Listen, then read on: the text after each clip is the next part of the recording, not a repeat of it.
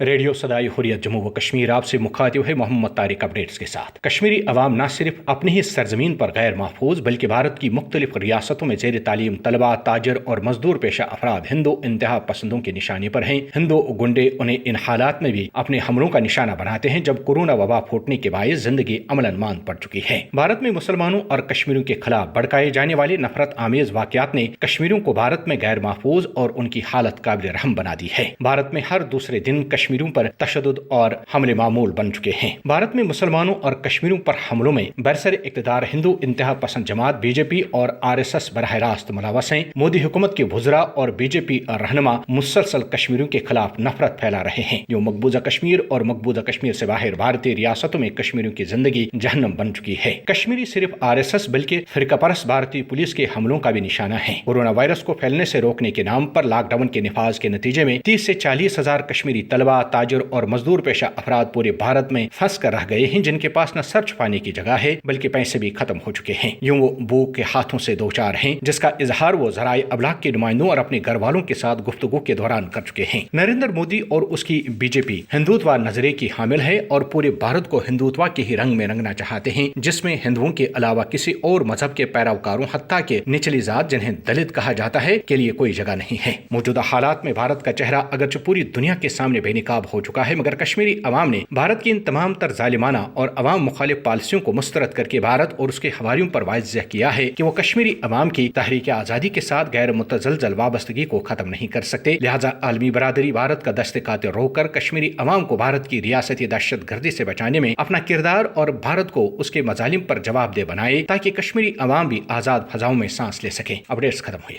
مودی کی ہندو انتہا پسند بھارتی حکومت نے ظالمانہ فوجی معاشرے اور جبری لاک ڈاؤن سے 80 لاکھ کشمیریوں کو گھروں میں یرغمال بنا کر جہاں مقبوضہ کشمیر کو ایک بڑی جیل میں تبدیل کر دیا ہے، وہاں پورے بھارت میں کشمیریوں کے بارے میں بھارتی میڈیا کے ذریعے ایسی نفرت پھیلائی گئی کہ ہر بھارتی کشمیریوں کو دیش دروہی، اگروادی اور دشمن کا ایجنٹ سمجھتے ہوئے انہیں ذلت بلکہ تشدد آمیز سلوک کا نشانہ بنانا اپنا قومی فریضہ سمجھتے ہیں۔ کشمیریوں کی جان و مال نہ اب اپنے وطن میں محفوظ ہے اور نہ ہی بھارت کے کسی علاقے میں۔ مقبوضہ کشمیر میں بھارت کی قابض فوج کو کشمیریوں کی نسل کشی کا ٹاسک دیا گیا ہے، جبکہ پورے بھارت میں کشمیریوں کو تشدد کا نشانہ بنایا جا رہا ہے۔ 5 اگست کے بعد اب تک سینکڑوں کشمیری طلباء، تاجر تشدد کا نشانہ بنائے گئے ہیں، جن کی ویڈیو بھی سوشل میڈیا پر وائرل کی گئی ہے۔ تبصرہ ختم ہو۔